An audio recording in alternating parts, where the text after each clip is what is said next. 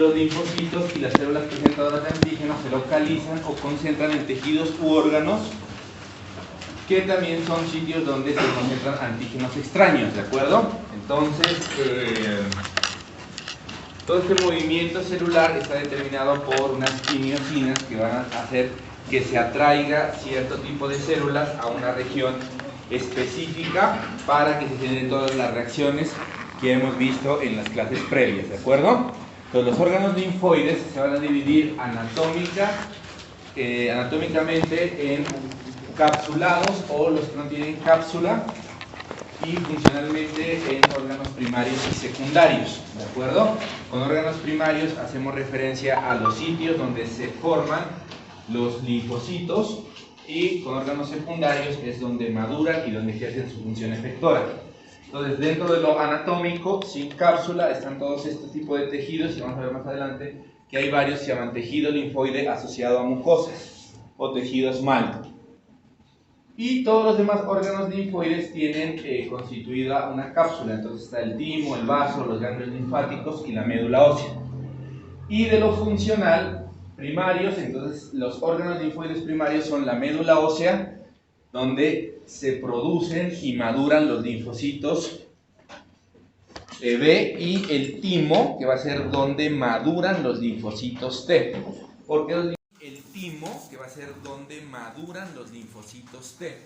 Porque los linfocitos B inmaduros, los linfocitos T inmaduros también van a salir de la médula ósea, ¿de acuerdo? Entonces eso ya es de la otra unidad, del otro examen, ¿de acuerdo? Entonces eso es lo que necesitamos saber, y saber que primario únicamente médula ósea y el timo, ¿de acuerdo?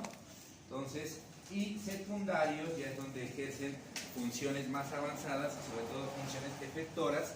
Entonces tenemos acá el vaso, los ganglios linfáticos y todos esos sistemas de tejido linfoide asociado a mucosas, ¿de acuerdo?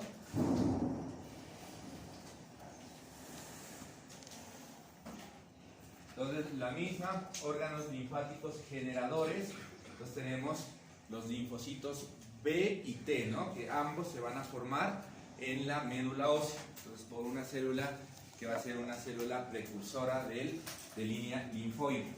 Entonces, ese linfocito B va a llegar a unas fases maduras dentro de la médula ósea, y el linfocito T va a salir de la médula ósea en una fase inmadura y va a llevar todo su proceso de selección a nivel del timo, ¿de acuerdo? Entonces, los linfocitos B inmaduros, pues ya ahorita vamos a ver hasta qué punto llegan en la médula ósea, y van a ir a los tejidos periféricos a órganos linfoides secundarios, como el vaso o los ganglios linfáticos que están representados ahí, van a llevar a cabo su función efectora, ¿de acuerdo? Y en el timo van a darse toda la serie de pasos para que un linfocito T se vuelva un linfocito TCD4 con los receptores que habíamos visto, ya sea gamma delta o alfa beta. Y acá vamos a ver la función que tiene la producción de células hematopoyéticas, ¿de acuerdo? Entonces, esta, hasta donde está aquí en amarillo, es toda la etapa fetal. Y en la etapa fetal, en los primeros meses, va a estar a cargo del saco vitelino, y luego el principal órgano de hematopoiesis o hematopoyético va a ser el hígado, ¿de acuerdo? Que va a llevar a cabo casi toda su función en todo el embarazo hasta el último trimestre, donde decae su función y comienza a haber una función a partir del cuarto mes de embarazo de la médula ósea en la hematopoiesis, ¿de acuerdo? Y ahí juega un papel también el vaso. Entonces, acá ya venimos en años, 10, 20, 30, 40, 50, 60 años. Y cuando somos niños, todos nuestros huesos tienen médula ósea que es capaz de ser hematopoyética. Pero a medida que avanza nuestra edad, ya los huesos largos pierden esa función, ¿de acuerdo? Entonces ahí está la tibia, el fémur, ya pierden esa función. Y huesos planos, como las costillas, el esternón, tiene una función hematopoyética que es sostenida, y sobre todo la parte vertebral, ¿de acuerdo? Tiene una función hematopoyética sostenida a lo largo del tiempo. Entonces, de los primeros, el primer órgano linfoide que vamos a ver primario va a ser la médula ósea, ¿de acuerdo? Entonces, cosas claves que hay que saber, lo que les digo, ¿no? Al principio toda la médula ósea tiene la capacidad de ser hematopoyética, y a medida que avanzamos en los años, ya los huesos largos pierden esa capacidad. Entonces queda a cargo de huesos planos y de las vértebras la mayor parte de la función hematopoyética. Entonces la médula ósea es una estructura reticular espongiforme, y pues tiene una serie de compartimentos, ¿de acuerdo? Entonces tiene un compartimento vascular y va a tener un compartimento hematopoyético que se conoce como médula roja. Entonces acá está representada de una imagen histológica. Entonces acá tenemos el compartimento vascular y acá tenemos todo el compartimento hematopoyético, ¿de acuerdo? Entonces la médula roja se refiere a toda esa cantidad de células hematopoyéticas que hay en esta parte, que van a tener unas fases de maduración hasta que se acercan a la parte vascular y salen a la circulación sistémica. Y ya en los huesos largos vamos a tener la otra médula, que es la médula amarilla, que va más que todo a estar determinada por tejido adiposo, ¿no? Que va a ser secundario a un proceso pues, ya de senescencia o de envejecimiento. Entonces siempre vamos a tener una célula troncal, y esa célula troncal se va a poder convertir en dos tipos de células, ¿de acuerdo? En una célula linfoide, un progenitor linfoide común o un progenitor mieloide. Entonces de ese progenitor linfoide común van a salir las dos líneas de linfocitos, linfocitos B y linfocitos T, ¿de acuerdo? De este ya no hay mucho que hablarle. Y del precursor mieloide sí vamos a tener muchísimas líneas de diferenciación, ¿de acuerdo? Entonces acá vemos, por ejemplo, cuando se expone ese precursor mieloide a trombopoyetina o interleucina 11, va a madurar en un megacariocito y luego va a ser una plaqueta. Si se expone eritropoyetina y otro tipo de interleucina, se va a madurar y va a ser un eritrocito. Y así, depende del ambiente de interleucinas y de citocinas que haya en esa médula, la célula va a madurar hacia una o hacia otra parte, ¿de acuerdo? Entonces, aquí en la médula ósea va a ser la proliferación y maduración de células precursoras, estimulado siempre por citocinas, ¿de acuerdo? Entonces, acá vemos cuáles son las citocinas principales y qué función tienen. Entonces, función muy importante, la interleucina 3 y la interleucina 7. Entonces, la interleucina 7, las principales fuentes celulares van a ser los fibroblastos y las células estromales que van a estar en la médula ósea, y básicamente se va a encargar de inducir o diferenciar poblaciones de linfocitos T, ¿de acuerdo? Entonces en esa parte de la linfopoiesis, la interleucina 7 sí juega un papel muy muy importante. La interleucina 3 se va a producir básicamente en linfocitos T, y lo que nos va a permitir es la diferenciación y la maduración de cualquier tipo de células, pero tener en cuenta que se producen los linfocitos T. Y acá tenemos el factor, uno que se llama el ligando CKIT, que lo vamos a ver ahorita en adelante en muchos, que se parte de este tipo de células hematopoyéticas madre, y se va a encargar de hacer diferenciación de todas, ¿no? Y acá vemos los factores estimulantes de colonias de granulocitos y macrófagos, los de granulocitos, los de macrófagos, y al final vemos este que se llama ligando de FIL3, que se va a encargar de la diferenciación de células dendríticas, ¿no? Y la maduración ya avanzada de los linfocitos. Entonces, cuando una célula troncal tiene un ambiente citocínico que la haga convertir en una célula linfoide, va a tomar dos caminos, ¿no? O se convierte en una célula T o se convierte en una célula B. Entonces, en el caso de que se convierta en célula B, entonces vamos a tener aquí que va a haber proliferación celular, va a estar marcada en estas fases, ¿de acuerdo? En lo que se convierte de una célula troncal a una célula pro B, o ya cuando hay una maduración para la expansión clonal, que ya habíamos visto, va a haber otra fase en la cual va a haber proliferación, ¿de acuerdo? Acá la expresión del RAC, ¿quiénes puso lo de generación de la diversidad? ¿Qué son las RAC? ¿Quiénes puso eso? ¿Qué son las RAC?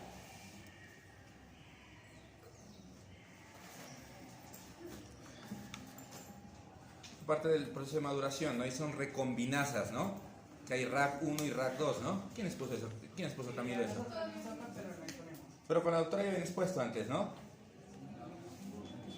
Bueno, entonces ahí hay unas enzimas que van a estar obviamente en esta parte, que va a ser la parte donde va a madurar ya como tal la recombinación somática. Entonces va a haber expresión de estas enzimas, se llaman recombinasas. Y aquí están las TDT, ¿no? Que son desoxinucleotidil. Desoxinucleotidil, veamos si lo tengo por acá. Que son desoxinucleotidil transferasa terminal, ¿de acuerdo? Y también participan en el mismo proceso, que tiene que ver con la generación de la diversidad. Acá vemos el ADN y RN de las inmunoglobulinas. Entonces, lo que les decía, cosa importante acá es que al inicio, en la maduración, pues va a haber un gen que va a estar codificado para la cadena pesada y que básicamente va a ser de tipo M, ¿no? O va a ser una cadena pesada de tipo mu en este linfocito. Ya cuando avanzan las fases ya maduras, pues ya este se puede diferenciar y tener una especificidad más alta y convertirse en un linfocito B productor de otro tipo de inmunoglobulinas, ¿no? Pero al principio hemos dicho que es inmunoglobulina D e inmunoglobulina M, ¿de acuerdo? Entonces los marcadores de superficie, esto también es importante, en la célula troncal CD34 y CD43, y a medida que un linfocito va madurando va perdiendo ciertos CDs o ciertos clústeres de diferenciación y va adquiriendo otros que hace que se reconozca como tal en pruebas de laboratorio, ¿de acuerdo? Entonces tú pides una prueba de laboratorio para ver linfocitos B maduros, entonces por ejemplo te marcan CD20 o CD19 que hace parte del linfocito B maduro y eso te permite el reconocimiento, ¿de acuerdo? Si quisieras ver solo células troncales, pues pides una prueba de laboratorio en el cual coloquen anticuerpos monoclonales contra CD43, por ejemplo, para diferenciar únicamente esta población de células troncales. La zona anatómica donde se va a dar esto va a ser en la médula ósea, hasta esta parte, y ya en la parte periférica se va a llevar a cabo el último proceso de maduración de ese linfocito B. Respuesta al antígeno ninguna, respuesta al antígeno ninguna, respuesta al antígeno ninguna, y en esta parte se va a llevar una selección negativa, ¿de acuerdo? Por el receptor a nivel de la médula, y todas aquellas inmunoglobulinas o receptores de célula B que reconozcan proteínas o que reconozcan antígenos propios van a llevarse a un proceso de selección negativa para que no maduren, ¿de acuerdo? Y entren en una fase de apoptosis, que hace parte de los mecanismos de tolerancia inmunológica. Y ya en la parte final, cuando tienes un linfocito B que ha pasado por todas esas etapas, tienes un linfocito B que tiene la capacidad de reconocer un antígeno específico que va a ser un antígeno extraño y que es un potencial agente nocivo, ¿de acuerdo? Entonces, eso es médula ósea. Todo el proceso del linfocito B se da en la médula ósea. El linfocito T, en cambio, sale de la médula ósea en fases muy tempranas de su maduración y va a llegar al timo, y en el timo es donde se va a llevar a cabo este proceso.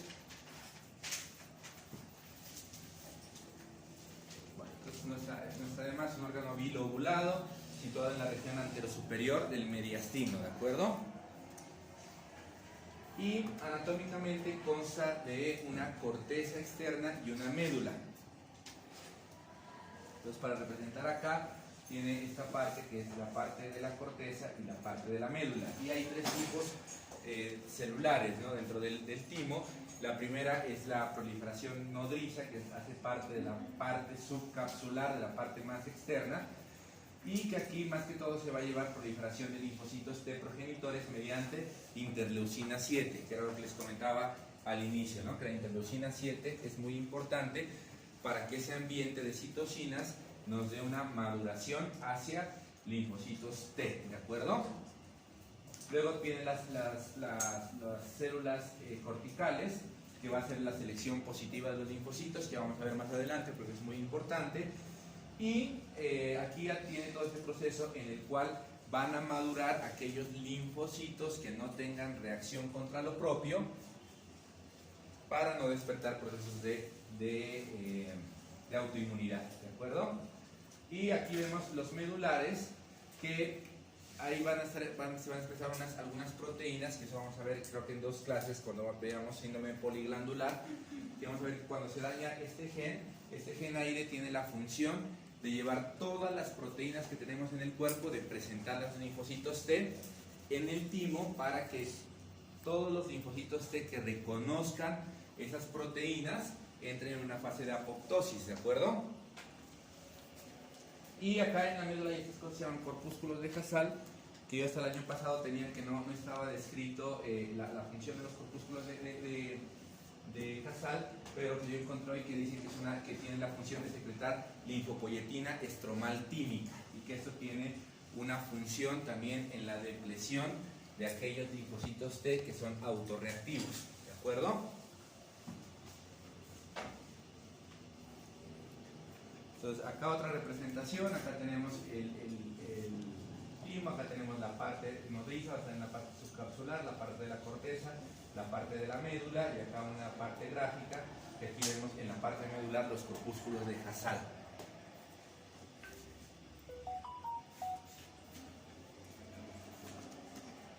Esta es la maduración del linfocito T, que vamos a tratar de profundizarla un poco más porque es un poco más compleja, ¿de acuerdo? Entonces verán, ¿no? El linfocito T va a salir de la médula ósea en una etapa muy inmadura, va a llegar al timo y en el timo van a empezar todos estos procesos que van a llevar a que el linfocito madure. Entonces ese linfocito que llega a la parte nodriza necesita que haya un ambiente rico en interleucina 7 para poder seguir el proceso, ¿de acuerdo? Si no hay ese ambiente rico en interleucina 7, ese linfocito T inmaduro puede convertirse en una célula dendrítica, en un linfocito B, o puede convertirse en un linfocito natural killer, ¿de acuerdo? Por eso requiere que haya ese ambiente para que se pueda continuar su proceso de maduración en célula T. Entonces luego de esto va a venir unas etapas en las cuales se requiere mucho de este gen, que se llama el gen Notch, para que continúe con ese proceso de maduración, y se va a dividir desde la parte inmadura en cuatro etapas, ¿de acuerdo? Entonces vamos a tener las etapas que se llaman DN, que hace referencia a doble negativo, que va del 1 al 4, y eso va a estar diferenciado por los marcadores de superficie que exprese, ¿de acuerdo? Entonces la etapa de maduración del linfocito T tiene 4 fases, ¿no? Al inicio, que se llaman doble negativo, que va del 1 al 4. Entonces aquí tenemos los primeros, que van a ser los timocitos de doble negativo 1, que son los primeros en entrar al timo, y aún en esta etapa todavía son capaces de dar lugar a múltiples tipos de células, y ahí es donde juega un papel muy importante todo este grupo molecular de los genes Notch para que siga su proceso en convertirse en un linfocito T, ¿de acuerdo? Ya en la parte, esos son los marcadores de superficie, va a ser CKIL positivo, CD44 positivo, CD25 negativo, y luego viene la fase de los linfocitos, de los timocitos o de los linfocitos T inmaduros, que va a ser el doble negativo 2, ¿de acuerdo? Una vez que el doble negativo 1 se hace residente en la corteza, proliferan y comienzan a expresar este marcador de superficie que se llama el CD25, ¿de acuerdo? Lo cual hace que ya pase a ser un doble negativo fase 2.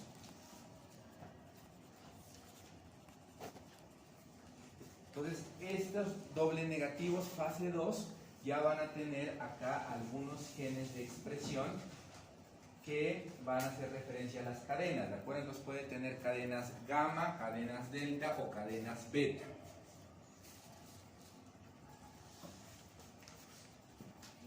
Y cuando ya expresan estas cadenas, recuerden que eso hace parte del TCR, ¿no? Que hemos visto que hay TCR de clase 1 que reconoce que son de tipo gamma delta, y los TR2 o clásicos, que son los que tienen las cadenas alfa y beta, ¿cierto? Entonces ya cuando llega a esta etapa de doble negativo 2 y ya tiene este reordenamiento de estas cadenas en la superficie para el receptor de célula T, ya ese linfocito T ya no puede convertirse en ningún otro tipo de célula, entonces tiene que seguir ya un compromiso hacia línea de linfocitos T, ¿de acuerdo? Entonces CX positivo, CD44 positivo, CD25 positivo, participación de las proteínas o de los genes notch. Cuando se convierte en un DN3, entonces ya va a tener estas cadenas ya bastante expresadas y bastante maduras y va a dar lugar a la unión de esas cadenas, ¿de acuerdo? Entonces cuando se unen las cadenas gamma con las delta, pues se convierte en un linfocito T con un TCR clase 1, y cuando se unen las cadenas alfa con las beta, se va a convertir en un TCR clase 2 o de los clásicos que vemos nosotros, ¿de acuerdo? Luego viene la fase de doble negativo 4, entonces los linfocitos doble negativo 3 que se comprometen hacia este tipo de TCR o de TCR2, pierden la expresión de CD25, suspenden la proliferación y entran en la fase final de llamarse doble negativos tipo 4, ¿de acuerdo?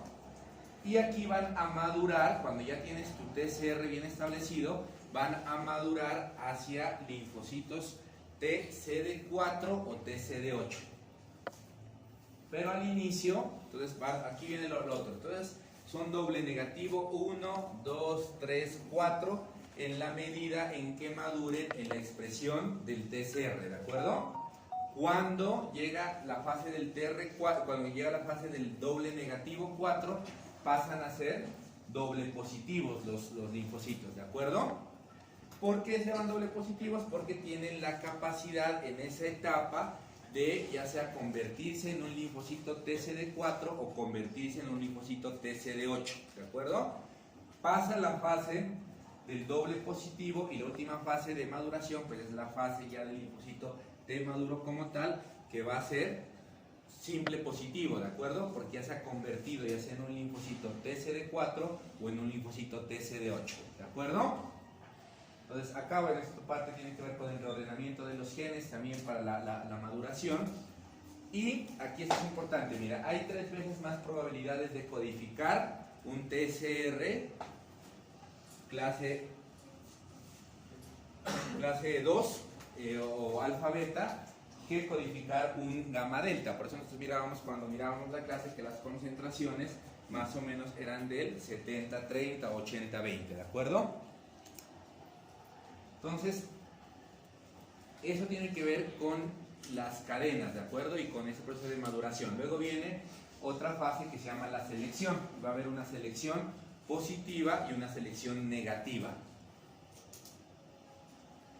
Entonces, aquí ya los dos linfocitos van a ser doble positivos, ¿de acuerdo? Que tienen la capacidad ya sea de volverse CD4 o volverse CD8. Entonces, la selección positiva es el proceso que induce la supervivencia de linfocitos T, CD4 positivos, CD8 positivos, que reconocen el complejo mayor de histocompatibilidad junto con el péptido, pero aquí tiene que haber un proceso en el cual, si tú lo reconoces con muchísima fuerza o con muchísima afinidad, entras en un proceso de selección negativa, ¿de acuerdo? Porque es el linfocito T que reconoce ese péptido complejo mayor de histocompatibilidad con mucha afinidad, se va a volver autorreactivo y va a despertar un proceso autoinflamatorio o autoinmune, ¿de acuerdo? Entonces ahí no es ni mucho ni poco, entonces verán, ¿no? Y luego, si tienes lo contrario, que el linfocito T no reaccione y no reconozca el complejo mayor de histocompatibilidad con el péptido, también va a entrar en una fase de anergia, porque ese no sirve, ¿de acuerdo? Porque la idea en la periferia es que el linfocito T tenga la capacidad de reconocer el complejo mayor de histocompatibilidad. Entonces verán, ¿no? Acá en esta gráfica es importante porque esta franja azul es finalmente los linfocitos que tienen una selección positiva y que sobreviven, que es más o menos el 2%. El 98% de los linfocitos que se producen van a morir en ese intento, ¿de acuerdo? La mayoría de ellos, o porque tengan una afinidad demasiado baja, que van a ser todos los verdes, o porque tengan una afinidad demasiado alta, ¿de acuerdo? Que van a ser los rojos. Entonces ahí está, clarito, ¿no? Entonces solo el 2% de toda esa población de linfocitos va a sobrevivir y va a tener una selección positiva. Todos los demás mueren en el intento y la mayoría van a morir en el intento porque no reaccionan no reaccionan reconociendo el complejo mayor de histocompatibilidad, y los otros van a morir porque lo reconocen con muchísima afinidad, ¿de acuerdo? Y eso va a dar paso a que si salen a la periferia te genera un problema de autorreactividad. Eso es selección positiva, ¿no? Que no reconozca ni mucho, pero tampoco nada, o sea, un rango intermedio.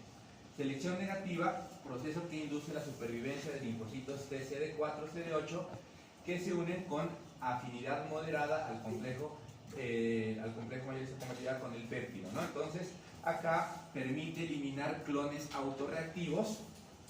¿Qué es lo que le digo? Esta parte de acá, que son los que van a reaccionar con muchísima fuerza. Entonces acá vemos un ejemplo. Entonces este es un PCR, esta es una célula presentadora de antígeno, aquí vemos un complejo mayor de histocompatibilidad, aquí seguramente es un péptido que está pintado con amarillo, aquí vamos a ver el TCR, y cuando hay una fuerza muy grande, porque acá miren que ahí está unido con mucha fuerza, la imagen intenta representar eso, va a entrar en un proceso de apoptosis, ¿de acuerdo? Y cuando hay un reconocimiento que es moderado, este linfocito T va a sobrevivir, ¿de acuerdo?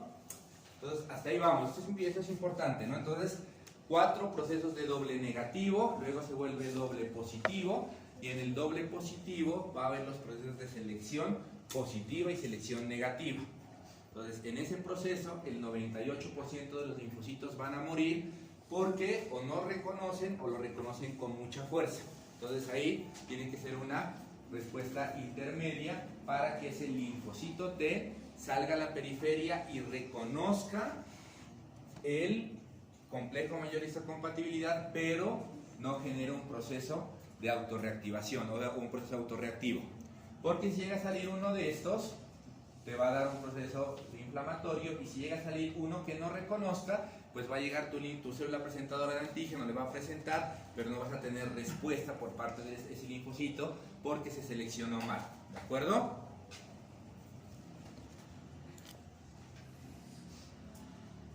Y luego ¿qué lo va a llevar al linfocito a convertirse en siempre positivo?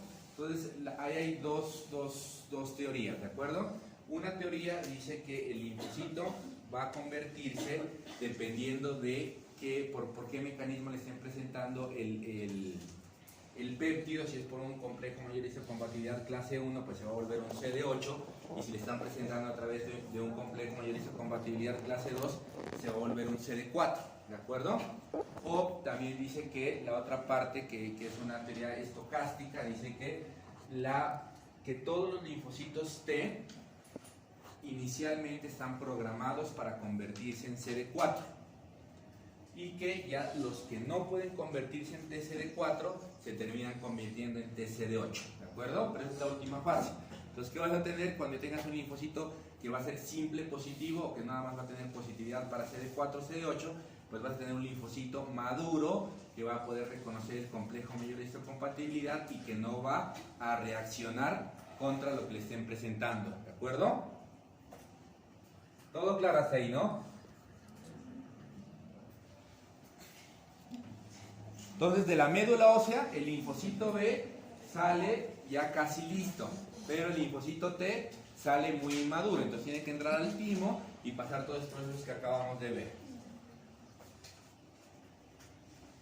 Cuando sale ya ya sea de la médula ósea o sale del timo, el primer órgano linfoide secundario por donde van a pasar van a ser por los ganglios linfáticos, ¿de acuerdo? Entonces es un conjunto de vasos especializados que drenan líquido intersticial a los ganglios linfáticos y a la sangre. Y más o menos nosotros movemos de linfa 2 litros al día, ¿no? Y también, aparte, participa en la homeostasis de los líquidos y en la inducción de respuestas inflamatorias. Entonces, la estructura de un ganglio linfático va a tener, como ya hemos dicho desde el inicio, va a tener una cápsula, ¿de acuerdo? va a tener una cápsula, va a tener unas arteriolas que son aferentes, va a tener, se llaman vénulas de endotelio alto, que es por donde van a entrar los linfocitos B y los linfocitos T, va a tener los folículos linfoides primarios y va a tener esta zona del paracórtex que va a ser una zona rica en linfocitos T y va a tener la zona de la médula y va a tener sus vasos eferentes, ¿de acuerdo?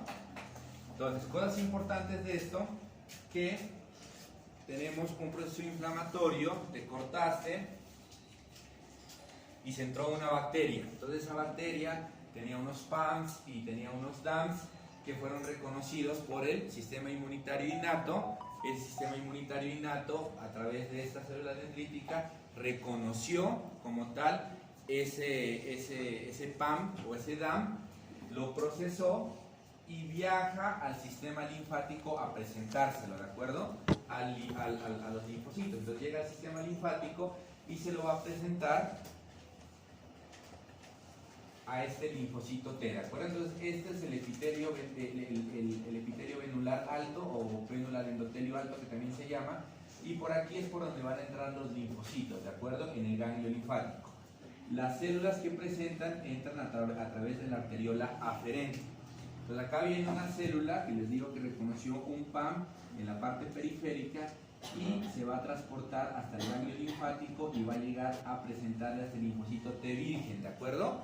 Entonces el linfocito T virgen salió del timo y hace un linfocito maduro, que en este caso pues va a ser un linfocito TCD4, va a llegar la célula y le va a presentar el péptido que reconoció, y como este linfocito T ya tiene la capacidad de distinguir bien lo propio de lo extraño, cuando le presentan un péptido extraño, pues se va a activar, ¿de acuerdo? Entonces se activa y va a generar un ambiente rico en citocinas que va a permitir su maduración y va a permitir la maduración de los linfocitos B altamente específicos contra ese agente infeccioso, ¿de acuerdo? Entonces, las células presentadoras de antígeno más profesionales son las células dendríticas, porque tienen la capacidad de viajar, ¿de acuerdo? Un macrófago, que te cortaste, lo mismo, te llegó una bacteria y el macrófago está ahí. Ese macrófago sí te procesa el antígeno y te lo puede presentar, pero no va a viajar hasta el ganglio linfático a presentárselo al linfocito T. Entonces, por eso decimos que las células dendríticas son las células presentadoras de antígeno más profesionales, ¿de acuerdo?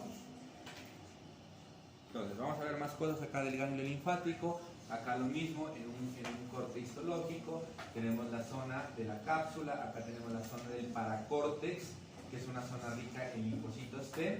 Acá tenemos el folículo, que es donde van a terminar el proceso de maduración de los linfocitos B. Acá en dibujito, entonces, cápsula, aquí tenemos el folículo primario, aquí tenemos la paracorteza y acá tenemos la médula. Y esto ya es como tal el folículo linfoide, ¿de acuerdo? Que es donde van a madurar los linfocitos B.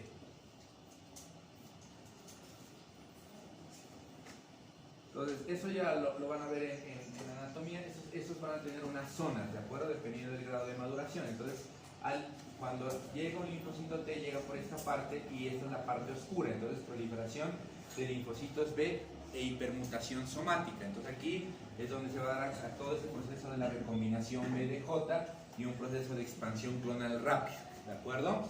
Luego van a pasar a la zona clara basal, entonces va a haber una selección de linfocitos T con un BCR, con un receptor de célula B de mayor afinidad. Y luego van a pasar a la zona apical clara de los linfocitos B, y en esa zona apical clara ya se va a generar linfocitos B de memoria y células plasmáticas, que van a tener la capacidad de tener ya un proceso de maduración terminado. Y luego viene la zona del manto en el centro germinal o en el folículo linfoide como tal. Acá lo mismo, vamos a hablar un poquito de la paracorteza. Entonces les habíamos dicho que por acá va a haber unos folículos linfoides, que es donde madura el linfocito B, pero ese linfocito T que sale del timo se va a alojar en la zona del paracórtex o de la paracorteza y va a entrar por esta, ¿no? Que se llama endotelio venular alto, y por ahí es por donde entra, mientras que las células presentadoras de antígeno van a entrar a través de la arteriola aferente.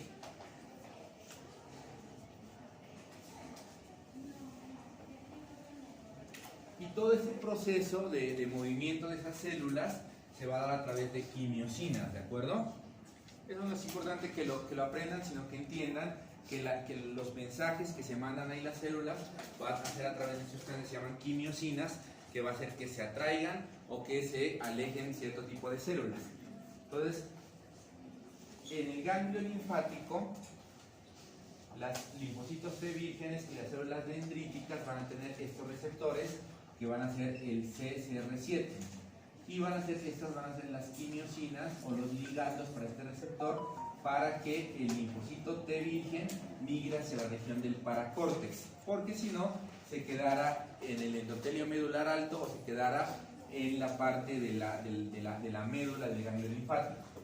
Y un linfocito B virgen es importante que el receptor que va a tener el CXCR5 y la quimiosina, que va a ser la CXCL13, que va a ser el ligando, va a llevar ese linfocito B hacia los folículos, ¿de acuerdo? Porque si no, se quedará también en una zona donde no va a permitir la maduración. Entonces, apréndensela porque son como las quimiosinas más importantes, ¿de acuerdo? Y luego vamos a tener el vaso, pues un órgano más o menos de un peso de 150 gramos, que va a estar localizado en el hipocondrio izquierdo o en el cuadrante superior izquierdo del abdomen, y va a tener una clasificación funcional. Primero va a ser un órgano hematopoyético, como hemos visto en las diapositivas iniciales, y segundo puede ser un órgano linfoide secundario con una función muy parecida a la del ganglio linfático. Entonces, funciones hematopoyéticas. Entonces, la función hematopoyética tiene la función de captar y destruir glóbulos rojos o glóbulos blancos o plaquetas que estén viejos o dañados. Y eso va a permitir que en el vaso sea el sitio donde mueran los glóbulos rojos y se recupere esa hemoglobina para que luego a través de la circulación enterohepática vuelva otra vez para que se produzcan nuevos glóbulos rojos. Puede servir también de reservorio de plaquetas, granulocitos y eritrocitos. Y en la vida fetal lo que habíamos visto, ¿no? Formación de hematopoyética. Y la parte inmunológica, entonces aquí también puede haber presentación antigénica por células presentadoras de antígeno, se va a iniciar las respuestas inmunitarias adaptativas, puede haber activación y proliferación de linfocitos B y T, entonces tiene mucho que ver con la parte que hace el ganglio linfático, pero sino que el vaso tiene aparte de eso una función hematopoyética, ¿de acuerdo? Y acá, bueno, vamos a ver la pulpa roja, que es la parte hematopoyética, y va a haber otra parte, que es la pulpa blanca, que es donde se va a dar a cabo los procesos para la parte linfoide, o para la parte inmunológica. Entonces, acá vemos que hay algunos sistemas inmunitarios regionales, o tejido linfoide asociado a mucosas, que se llaman MALT, y dependiendo pues, del sitio anatómico donde estén localizados, puede llamarse GAL cuando son de tejido linfoide asociado al sistema gastrointestinal, tejido linfoide asociado al sistema bronquial, cuando es en el pulmón, o también hay en la vía genitourinaria. En la zona donde no hay tejido linfoide es en el sistema nervioso central, ¿de acuerdo?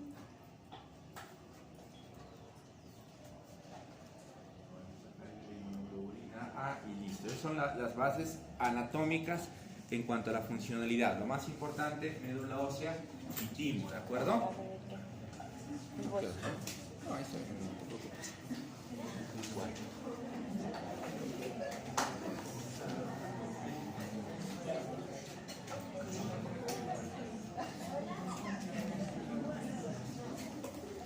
Bueno, entonces vamos aquí, ¿no? Esto hoy en teoría era el parcial, pero había que primero ver esta clase, ¿no?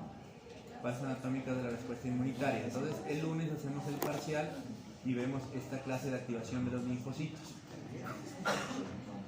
Y vamos a